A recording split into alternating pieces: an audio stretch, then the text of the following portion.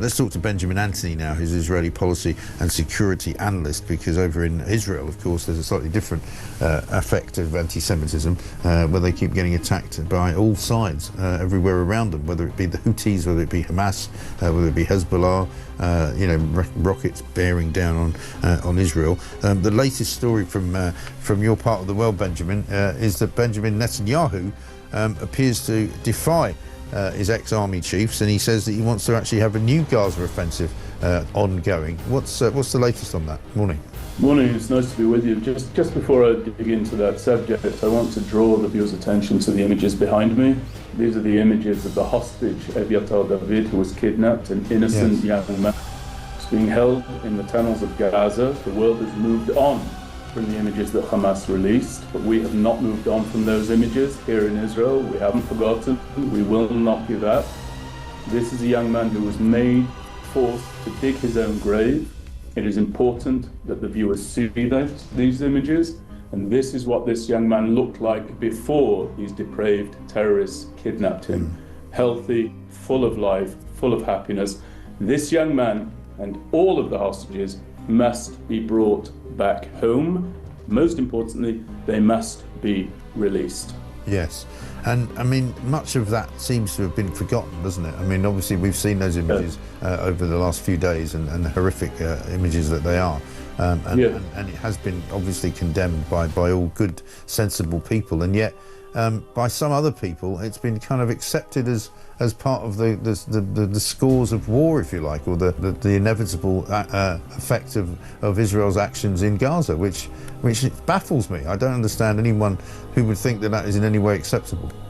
Well, you're absolutely right, and you said that good, sensible people are shocked by the images that you can see behind me.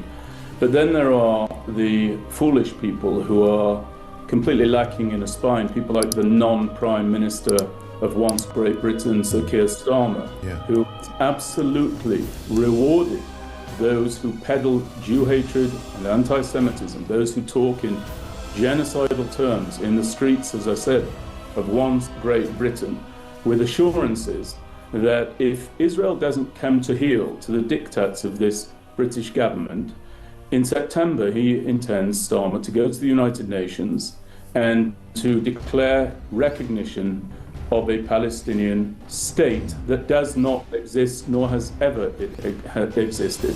And the reason that this is so troubling is that if Starmer had any intestinal fortitude whatsoever, if he had the basic capability of standing up to the so-called bullies in his government, people like David Lammy, what he would actually do is he would have looked at the horrors that have befallen our hostages, he would have looked at the horrors of the massacre of October the 7th, and he would have declared thus: unless Hamas ends this war by releasing all of the hostages it still holds inside Gaza, the living and the dead, and promptly disarms, in September, Keir Starmer, as the Prime Minister of Great Britain, will announce that forevermore, under his government, any notion of Palestinian statehood will be removed in its entirety from the docket of British foreign policy.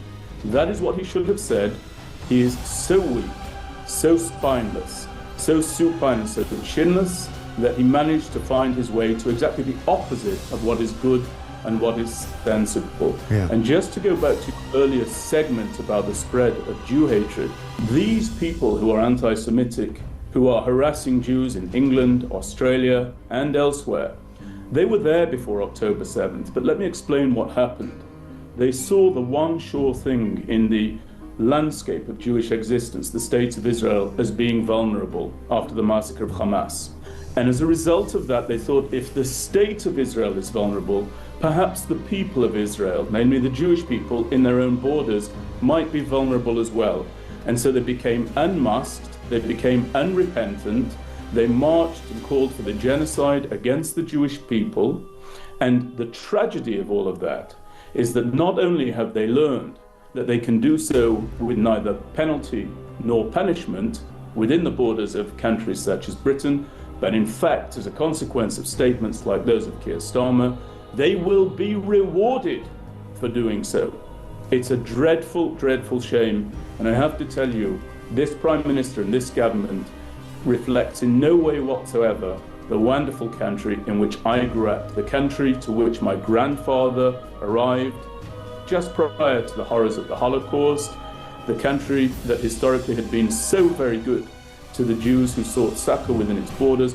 What a terrible turn, and I wonder how Keir Starmer might respond if somewhere down the line, as I suspect will be the case, there's a call from the town adjacent to the city in which I grew up in Leeds, maybe from the town of Bradford, for it to declare independence as the Islamic Republic of Bradford. I wonder if he'll be quick to grant statehood and independence to that entity. Well, you do wonder, and the things have turned out so strangely in this country that you don't know the answer to that question. But isn't it also a bit curious that Starmer's wife is Jewish, we understand, and so therefore his children would be considered to be Jewish, and yet he has taken this particular stand?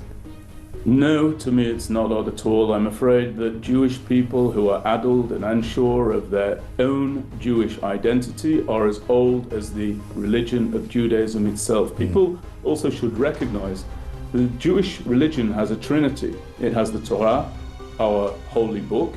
It has a God, the God of Abraham, Isaac, and Jacob, and it has a land. That land has a name. It's called the land of Israel, and it's there that we live. And it's that land that we're protecting. And going back to your item on Bob Villan, calling for death to the IDF, there are two things people should be aware of. First of all, that chant has now spread.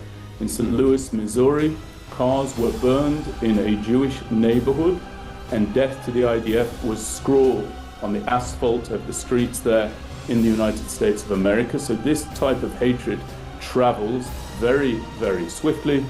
And also, I would say to Bob Villan and anyone else, you want to say death to the IDF, I invite you to come and try it. This is a Jewish people that loves peace, that wants quiet, that wants to exist in peace with our neighbors. But if you threaten us, if you try to massacre us, we are not like the Jewish wife of Keir Starmer. We will stand, including on our hind legs, in order to defend ourselves, protect ourselves, and it's in that process that we're in the very midst of right now. So it's very easy to spread rhetoric and nonsense from a stage among stoned concert attendees in Glastonbury. You come and try it, Mr. Villan, and you will see just how determined the members of the IDF, who are the people of Israel, how determined they are to prevent any such chance from ever becoming reality again. Well said. Benjamin, thank you very much for talking to us. Benjamin Anthony, the Israeli policy and security analyst, making some incredibly good and powerful points there about what is going on in that part of the world.